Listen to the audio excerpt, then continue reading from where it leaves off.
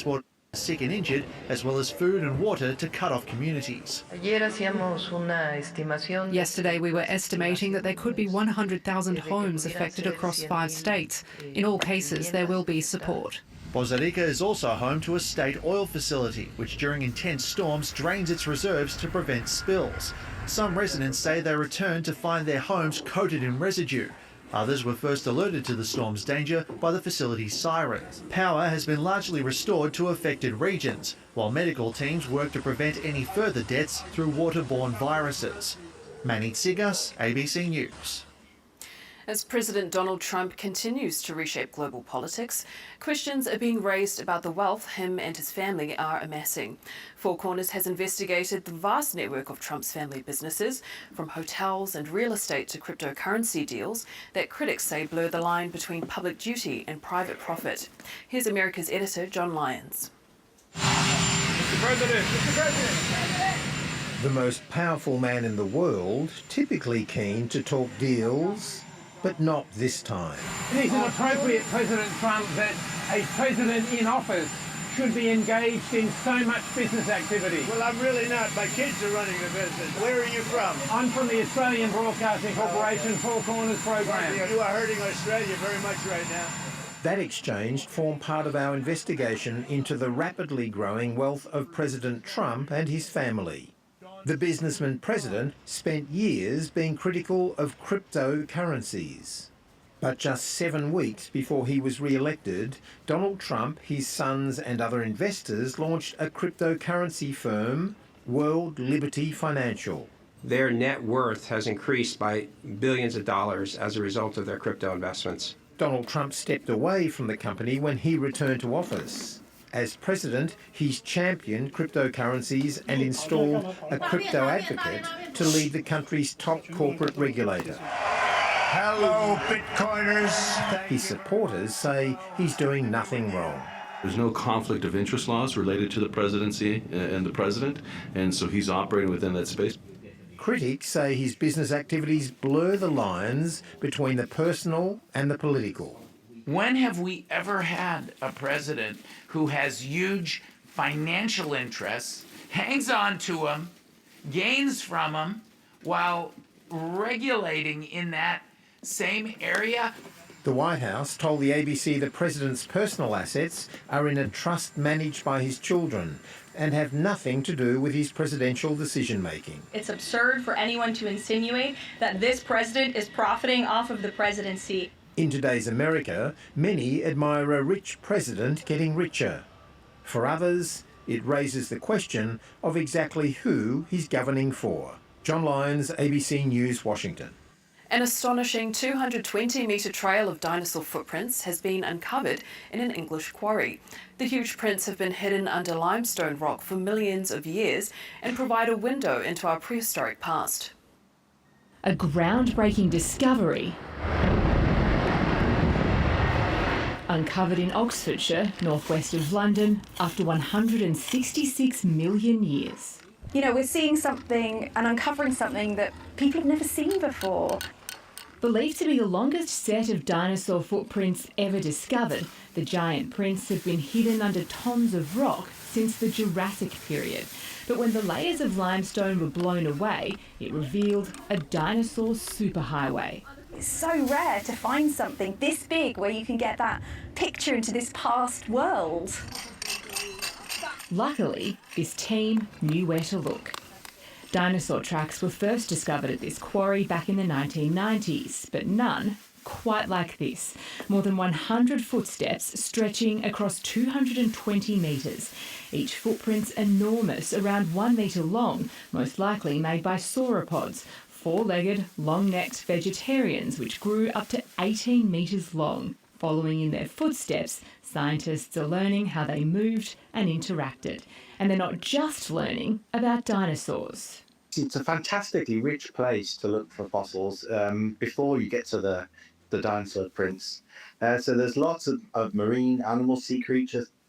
And that's really important for us because it tells us that these were marine conditions in open seawater before the dinosaurs came and walked here. The team is confident it'll uncover more evidence of traffic along this Jurassic highway as they dig deeper into our prehistoric past. Cyan Valance, ABC News, London. The Swedish government has been embarking on a nationwide renovation project to update tens of thousands of World War II-era bomb shelters. Last year, the country's civil defence minister warned the military threat had increased amid tensions over Russia's war in Ukraine. This looks like a normal underground car park, but take out the cars and it becomes a bomb shelter. This shelter we are in now, it's a rock haven shelter. It's inside the mountain. And in peacetime there are a parking garage, as you see the cars. In case of a high-end alert or war, the cars have to leave and give place for 1,200 people. NATO's newest member is making sure Swedes have a place to go if the country is ever attacked, and that everything is in working order. Air filters are being upgraded and diesel generators are being replaced. Priority is being given to larger shelters like this one in central Stockholm. It's airtight, so it even resists biogas or chemical gas or even nuclear waste. Despite the government setting aside more than $16 million a year for this upgrade, some people are feeling apprehensive. I don't think we're too well prepared. There's some information coming out in your mailbox and so on, but I'm not sure. We're not used to crisis here in Sweden. With 64,000 shelters to renovate, the process could take years. And then when we have renovated all the shelters, then maybe we'll start building new ones. That's in the stars so far. Proactive protections being put in place for the people of Sweden. Amanda Robson, ABC News. This week, Hollywood's been mourning Diane Keaton, the Oscar-winning star of Annie Hall and the Godfather films. Her family says the 79-year-old died of pneumonia and had battled ill health privately for months. Oh, God, Annie. Well... Diane Keaton in the iconic Annie Hall. I'm going to sing. Yeah. You're going to sing? You sing? Yeah, well, no kidding. This is my first time. It was one of 8 films she made with her then boyfriend, director and actor Woody Allen. And don't tell me what to do. A versatile performer, she could play comedic roles with an effortless affability. Go out with you. Don't put me under split. Pretty good. Including in First Wives Club, a 1990s smash hit. Don't try to change me in any way. How do you do that? But it was her breakthrough Hollywood performance in the 1970s and the first Godfather film which showed her range and announced her on the world stage. Look what's happened to us, Mike. My God, look what's happened to our son, Michael. A layered and challenging performance she excelled at. I think I can add a certain kind of behavior attitude, you know? But I'm not a joke person. I mean, I can't conceive. I'm better with sort of, attitudes. She also won Oscar nominations for her work in Reds and Something's Gotta Give. In a statement, her family asked for privacy during a moment of great sadness. Fellow actor and co-star Bette Midler paid tribute to Diane as a brilliant, beautiful and extraordinary actor, while Goldie Hawn said she made the world laugh and cry in ways only she could. Leonardo DiCaprio, who starred alongside Keaton in Marvin's Room, said she was one of a kind. I don't think about my film legacy. I'm just lucky to have been here at all, in any way, shape or form. I'm just fortunate. I don't see myself anything other than that. Keaton is survived by her 2 children, Dexter and Duke. She was 79. And that's the program. You can always watch the show on ABC iView. I'm Alice Lolo here. Thanks for watching. Bye for now.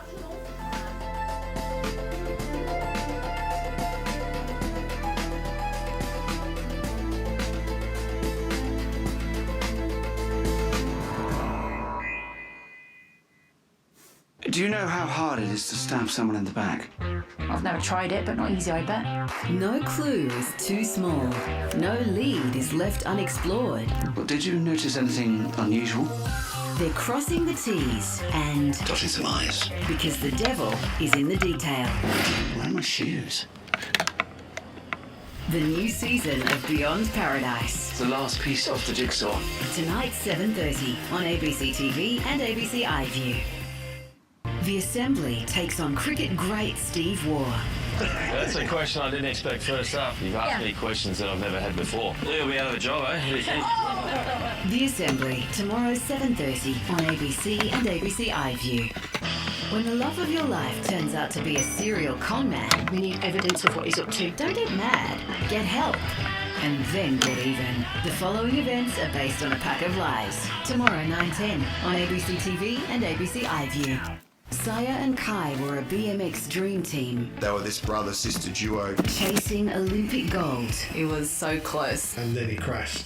After Kai had his accident, everything shifted. I felt really scared. I had multiple races where I hit my head. How Saya got back on track. I knew that I needed to make it for the both of us. She wins gold! She's worked so hard and so long for this. We did it. Australian Story, Monday at 8 on ABC TV and ABC iView. They're back on the road, asking questions that strike a chord. You've been a comedian for how long? There's no need to get mad. All new Speaks and Specs, Sunday, November 2nd on ABC TV and ABC iView. Take a moment to be inspired. This is so impressive. I didn't expect to be moved like that. Always free, always inspiring on ABC iView.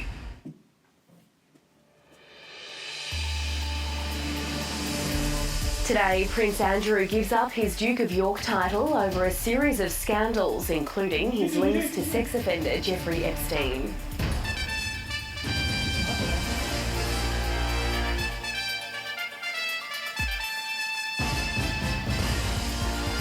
US President Donald Trump reluctant to give long-range missiles to Ukraine over fears it could escalate the war. Stop right now at the battle line. I told that to President Zelensky. I told it to President Putin. Former Republican George Santos to walk free after having his sentence commuted by President Trump. And the federal government commits $10 million as part of its anti-bullying review.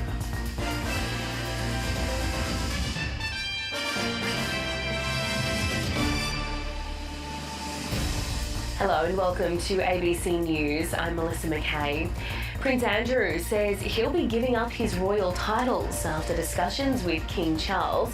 In a statement released this morning, the 65-year-old says he'll remain a prince but will no longer be the Duke of York, a title bestowed by his mother, the late Queen Elizabeth. Prince Andrew has faced backlash over his links with the late sex offender Jeffrey Epstein and has himself been accused of sexual abuse. The Prince denies the accusations but acknowledges the scandal has been a distraction from the work of the King and the royal family. Europe Bureau Chief Zoe Ford has more. A statement from Royal Communications was issued at 7 o'clock in the evening local time, announcing that Prince Andrew would renounce his titles. It said, "In discussion with the King and my immediate and wider family, we have concluded the continued accusations around me distract from the work of His Majesty and the royal family." It added that he stood by his decision 5 years ago to stand back from public life, but with His Majesty's agreement, we feel I must now go further. I'll therefore no longer use my title or the honours which have been conferred upon me, but he added that he continues to vigorously deny the accusations against him. It's interesting to note the references to we in that statement. We have concluded that these accusations distract from the work of the royal family. We feel that I must now go further and renounce those titles. There was no apology, and royal watchers here are describing this as a very clinical, very cold statement, but really the situation was untenable. Something had to change. Pressure has been mounting on Prince Andrew over his connections with the late convicted sex offender Jeffrey Epstein, and specifically when it was that he cut off contact with him. And there was also pressure over his links to an alleged Chinese spy. He'd already lost his HRH title and military titles, but he now loses the Duke of York and the Order of the Garter titles, and those those are the two that meant the most to him. In terms of the practical implications, this takes effect immediately. He will still be a prince because he remains the son of the late Queen Elizabeth II. But there are other practical implications. He'll not be invited anymore to the royal family's Christmas. And his former wife, Sarah Ferguson, loses her Duchess of York title as well. Their two daughters, Princess Eugenie and Princess Beatrice, though, do remain princesses and will be invited to Christmas.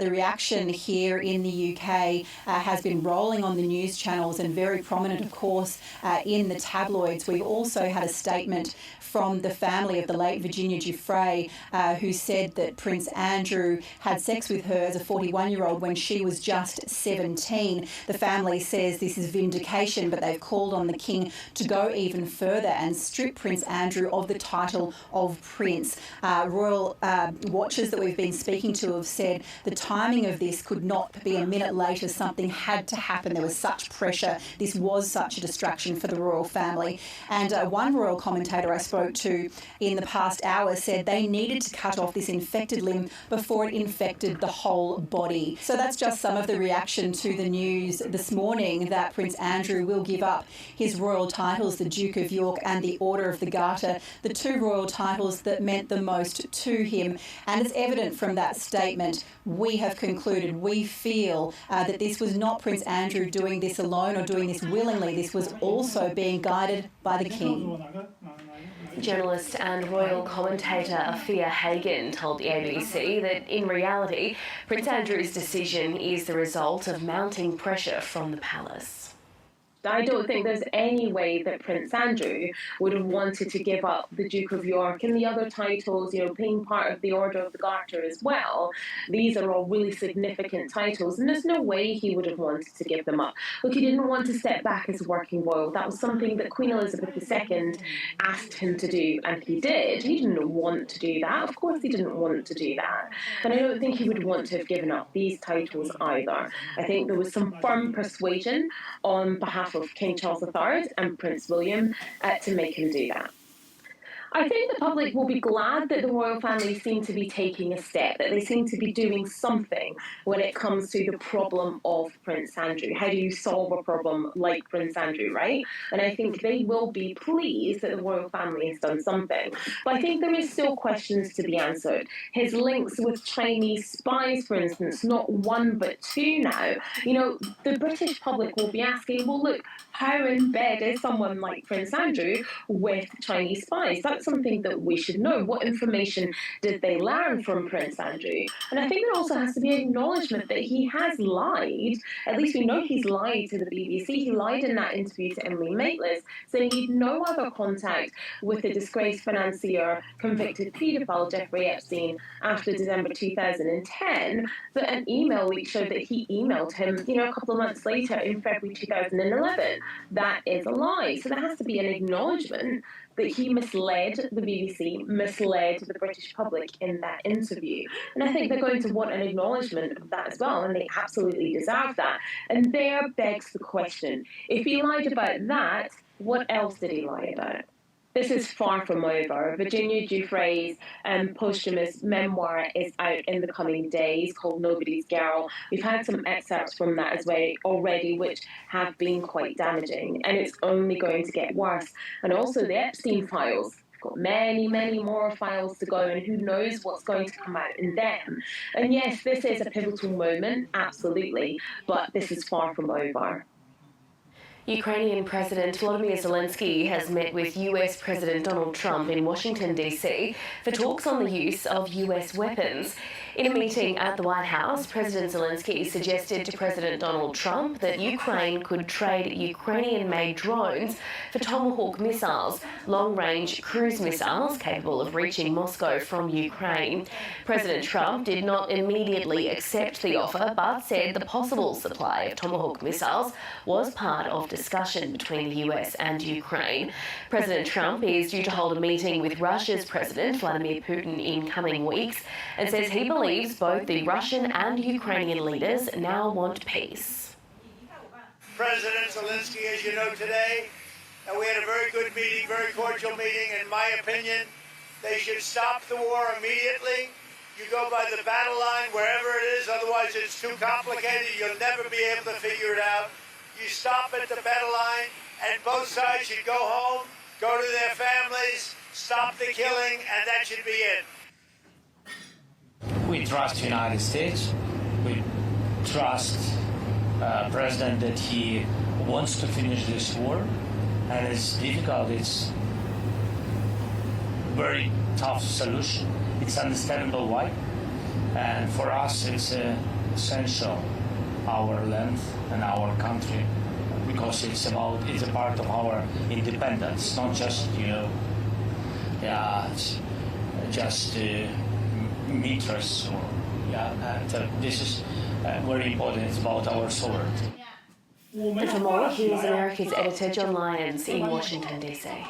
Volodymyr Zelensky has now left the White House after his third meeting here this year. The meeting went pretty well. The mood was quite cordial compared to that ugly meeting in February, which of course was the confrontation between President Trump and Volodymyr Zelensky.